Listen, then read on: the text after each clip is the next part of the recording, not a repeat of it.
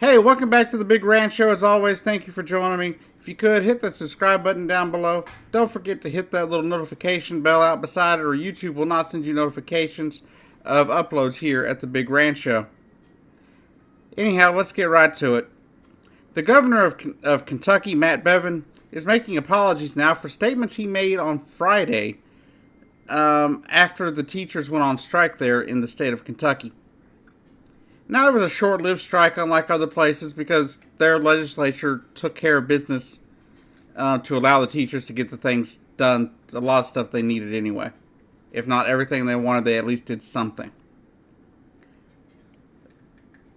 But he made these comments that were just rather disgusting in blaming teachers for abuse and sexual assault of children, simply because they went on strike. Now, every teacher I know loves their kids. They would do anything to help the children in their classrooms. They would never purposely put them in harm unless it was necessary. Anyways, the fact is, these teachers didn't put these kids in harm's way, simply because they went on strikes. The schools could have easily called in substitutes. But they didn't, and some of the schools, they closed. And that could put some parents in a tough spot. But are you telling me that every time teachers go off for the summer, that the kids are at more risk for sexual assault than they would be any other time of the year? Yeah, I'm sure there are threats to children that stay home alone. But I was a kid who stayed home alone quite a bit when my mom was at work. Nobody ever broke down my door to molest me. Now, that could lead to problems, I understand, but things he said, they were just wrong. What he said was, I guarantee you somewhere in Kentucky today a child was sexually assaulted that was left at home because there was nobody there to watch them. Laying that at the feet of teachers who were not getting paid enough, who simply took a day off to go tell the state government that, hey, they need more money, not just for themselves, but for their schools and their classrooms. That's just disgusting. So Mr. Bevin went off and made an apology yesterday. And you ask me, it's really not that much of an apology, because he still just blames the people for just not understanding what he had to say. And the fact is, we do understand what you had to say. You are blaming teachers for demanding better for their students, better for their schools, and better paychecks on children being sexually assaulted. That is what you said, Mr. Bevin. That is what you said. That is what you meant. Don't sit there and try and sugarcoat it now. Don't sit there and try and act like that's not what you were saying. We know your little game.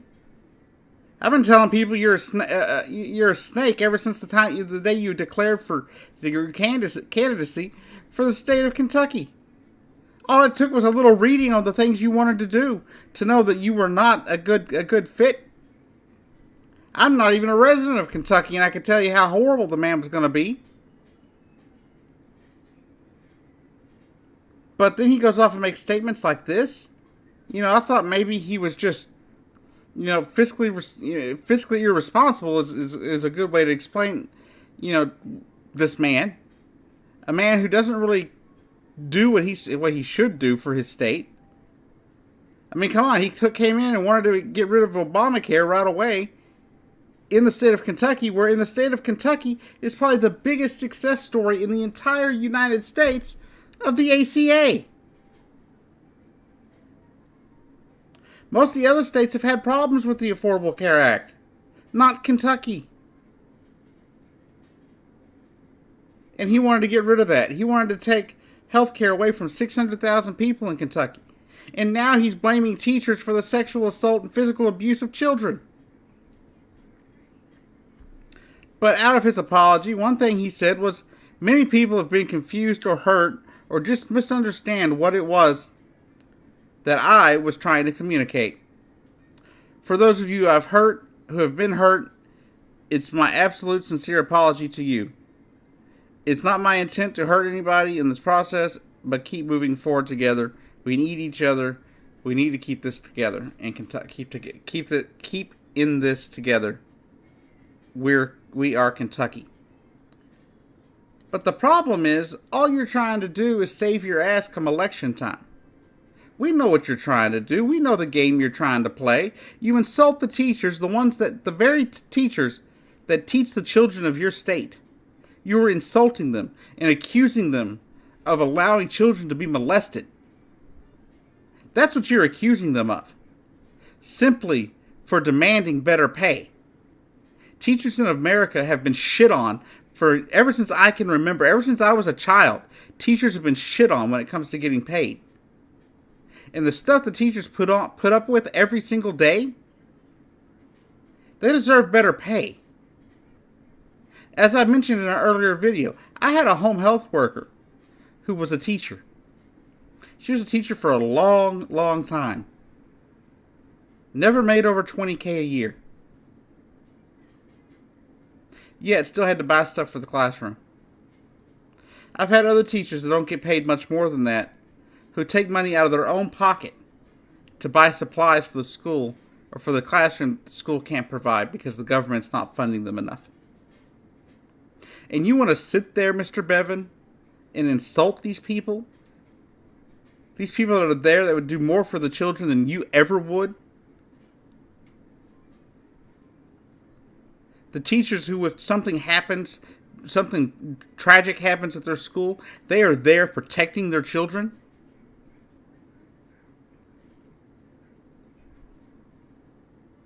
There are teachers out there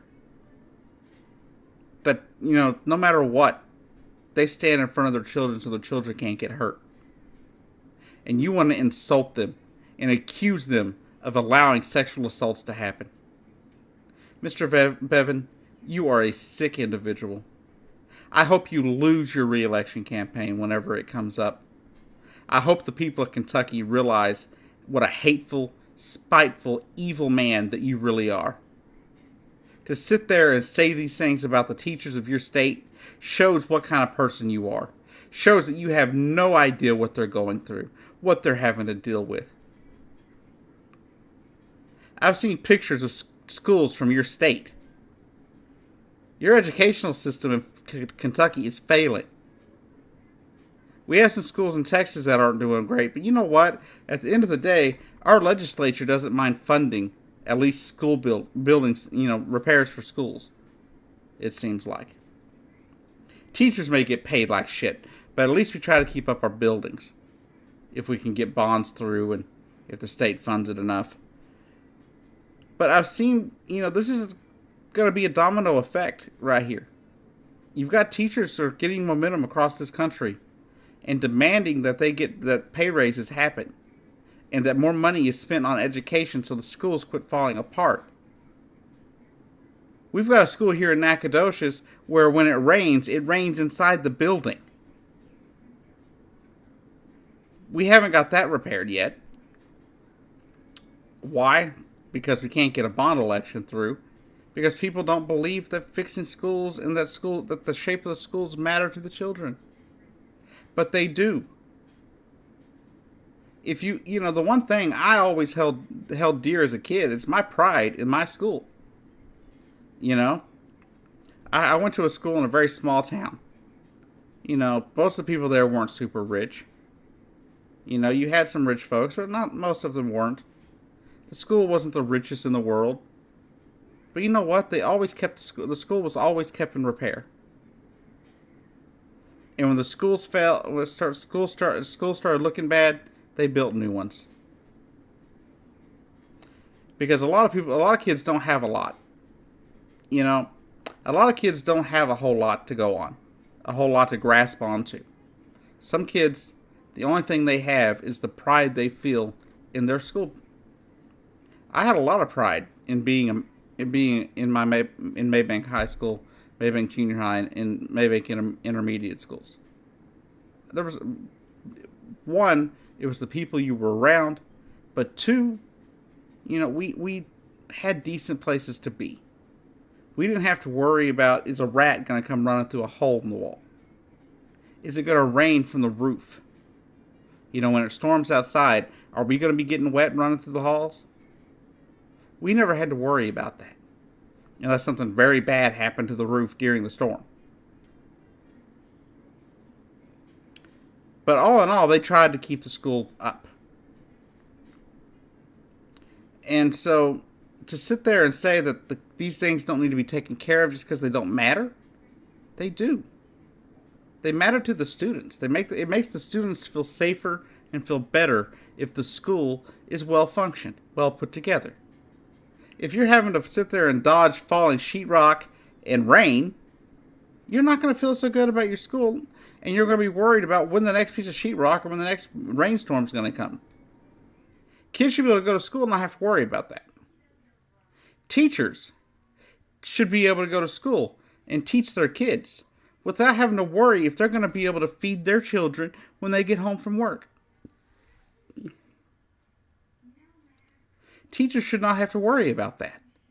Teachers should be able to come to school, do their lesson plans, teach the kids, grade their papers, go home to their family, and not have to be worried about, are they going to be able to feed their children? Teachers should not have to apply for food stamps. It shouldn't be needed. These people work their butt off to educate your children.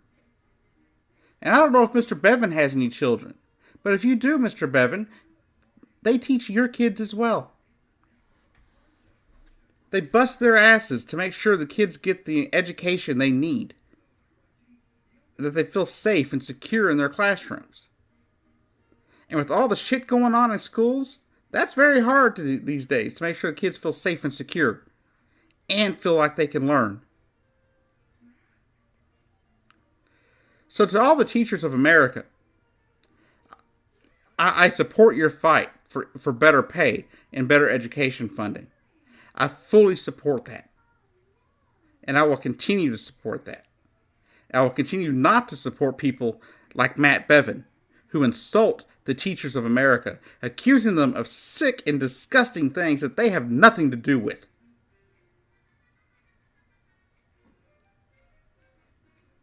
I mean, I remember back in high school when they would have a random in-service day.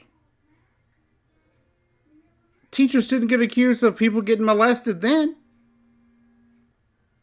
It's just disgusting. So Matt Bevin, I hope you lose your re-election campaign, whenever that shall be. I hope the people of Kentucky realize the loser that you really are.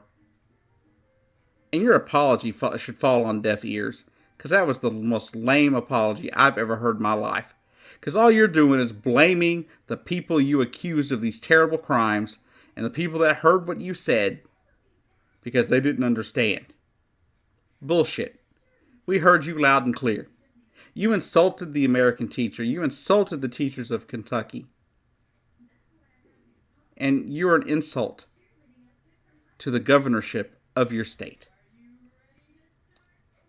I would take Greg Abbott, the Republican governor of the state of Texas, over you any day of the week.